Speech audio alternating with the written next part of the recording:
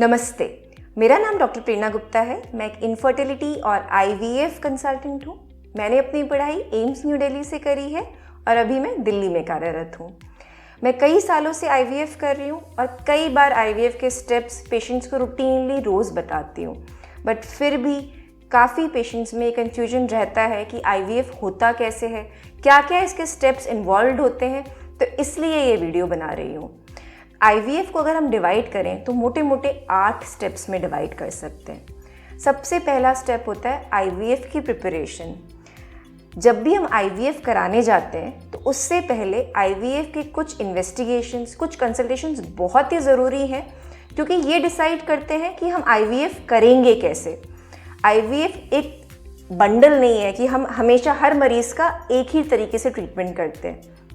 अगर पेशेंट को polycystic ovaries हैं या ट्यूब में प्रॉब्लम है या हस्बैंड की रिपोर्ट्स में कुछ इशू है, इन तीनों तरीकों के प्रॉब्लम्स में ट्रीटमेंट आईवीएफ में अलग तरीके से होता है। तो जानना कि हमें आईवीएफ क्यों कर रहे हैं, सबसे पहले ये ज़रूरी होता है। तो प्रिपरेशन ऑफ आईवीएफ में जो हम चीज़ें देखते हैं, हिस्ट्री क्या है पेशेंट की, हम आईवीएफ क्यों कर रहे हैं। सेकेंडली हम बात करते हैं कि आपके चांसेस कितने हैं, आपकी सक्सेस रेट कितनी है, ये काउंसलिंग होती है। क्या हमें आईवीएफ से पहले आपके कोई इन्वेस्टिगेशंस करने हैं जो हमारी आईवीएफ की सक्सेस रेट बढ़ा सकते हैं। ये इन्वेस्टिगेशंस हिस्ट्रोस्कोपी हो सकते हैं, सिंप्लीफाइड ब्लड टेस्ट भी हो सकते हैं। इसके अलावा एक डिस्कशन ये होता है कि आईवीएफ की कुछ स्पेशलाइज्ड टेक्निक्स जैसे पीजीटी वगैरह की आपको नीड तो नहीं है। तो प्रिपरेशन फॉर आईवीएफ ये होता है। सेकेंडली इन्वेस्टिगेशंस के बाद कुछ मेडिकेशंस, कुछ मरीजों में हम प्री आईवीएफ मेडिकेशंस, जैसे कुछ पेशेंट्स को हम CoQ10 या फिर ओसिपिल्स या ईस्ट्रोजेंस देते हैं before planning for IVF. First, preparation of IVF होने के बाद पेशेंट को पीरियड के सेकेंड या थर्ड डे बुलाया जाता है। जब पीरियड के पेशेंट को सेकेंड या थर्ड डे बुलाया जाता है तो हम एक स्कैन करते हैं जिसको हम ट्रांसविजाइनल स्कैन करते हैं। इस स्कैन के अंदर हम देखते हैं कि आपकी ओवरीज में कितने नंबर ऑफ एग्स हैं, आपका एंट्रल फॉलिकल काउंट क्या है। ये हमें बता देता है कि आईवीएफ में एक्सपेक्टेड नंबर ऑफ एग्स कितने हैं। सेकेंडली हम ये भी देखते हैं कि आपकी कोई सिस्ट, कोई और प्रॉब्लम्स तो नहीं है कि उसकी वजह से ये साइकिल में हम आईवीएफ नहीं कर पाएंगे। तो फर्स्ट स्टेप था preparation for IVF. Second step होता है डे 2 डे 3 पे ट्रांसविजाइनल अल्ट्रासाउंड। उसके बाद थर्ड स्टेप होता है ओवेरियन स्टिमुलेशन। नॉर्मली पेशेंट कहेंगे हमें तो एक एंडा, एक स्पर्म चाहिए प्रेगनेंसी लाने के लिए, बट जब हम आईवीएफ करते हैं मल्टीपल एग्स बनाते हैं। आईवीएफ में मल्टीपल एग्स बनाने का ये फ़ायदा होता है कि हम सिलेक्शन कर सकते हैं कि इन अंडे और स्पर्म में से कौन सा बेस्ट है जो आगे चलकर हमें प्रेगनेंसी दे सकता है। तो ओवेरियन स्टिमुलेशन जो होता है, जो आपको एग्स ज़्यादा बनाने के लिए हम आपको इंजेक्शंस देते हैं। इन इंजेक्शंस को गोनाडोट्रोपिन्स कहते हैं। ये पीरियड के सेकेंड थर्ड डे से स्टार्ट हो जाते हैं और अंदाज़न 10-12 दिन चलते हैं। ये इंजेक्शंस बहुत ईजी होते हैं, यूजुअली सेल्फ एडमिनिस्टर्ड होते हैं कि पेशेंट्स खुद लगा सकते हैं, उनको किसी की हेल्प की, नर्स की ज़रूरत नहीं होती है। इन इंजेक्शंस के टाइम आपको कोई पर्टिकुलर प्रिकॉशंस ऐसा कुछ नहीं होता। आप नॉर्मल अपना ऑफिस जा सकते हैं, नॉर्मल अपना काम कर सकते हैं। इन इंजेक्शंस के दौरान हम बीच बीच में आपको अल्ट्रासाउंड्स के लिए बुलाते हैं। इन अल्ट्रासाउंड से हम ये देखते हैं कि आपका रिस्पॉन्स कैसा आ रहा है, आप कैसे रिस्पॉन्ड कर रहे हैं इन इंजेक्शंस को। उस हिसाब से इनकी डोजेजेस कम ज़्यादा होती है, कुछ इंजेक्शंस हट जाते हैं, कुछ इंजेक्शंस नए ऐड ऑन हो जाते हैं। तो ये फेज़ होता है ओवेरियन स्टिमुलेशन का। जब ये थर्ड फेज़ ख़त्म हो जाता है तो एक फोर्थ फेज़ होता है जिस दिन आपके एग्स रेडी हो जाते हैं। जब आपके एग्स रेडी हो जाते हैं मतलब वो बड़े हो जाते हैं, 17 mm से अबव हो जाते हैं, तो उसके बाद आपके डॉक्टर आपको एक ट्रिगर इंजेक्शन लगाते हैं। इन ट्रिगर इंजेक्शंस के 36 घंटे बाद आपका एग पिकअप किया जाता है। ये trigger injection most important injection है। जो टाइम डॉक्टर ने दिया होता है उस पर्टिकुलर टाइम पर ही ये इंजेक्शन लगने चाहिए।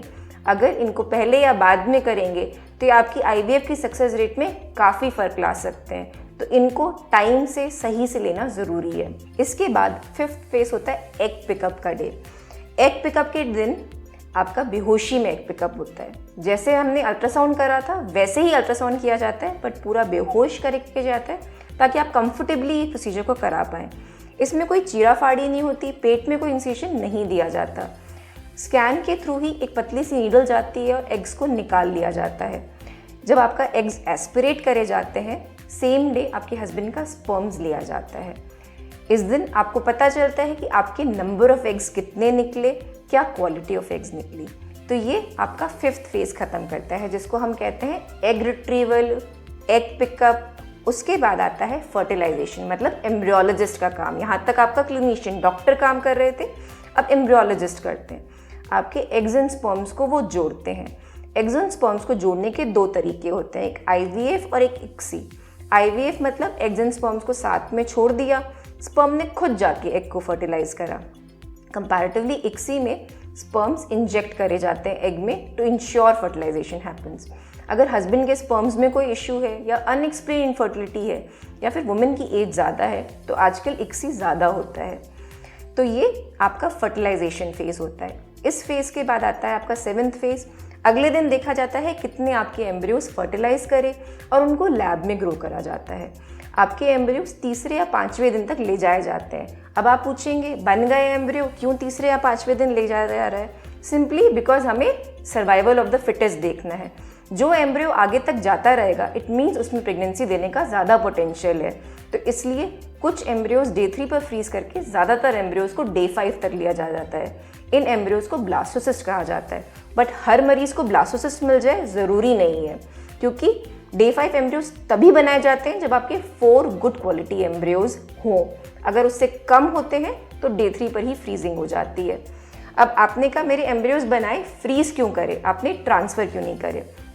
पहले आप कह सकते हैं 5 साल पहले हम मेनली बच्चे बनाकर उसी साइकिल में, जिस साइकिल में अंडे निकाले तभी ट्रांसफ़र कर देते हैं। बट आजकल प्रेगनेंसी रेट्स हमने देखा है फ्रोजन ट्रांसफ़र में ज़्यादा होती हैं।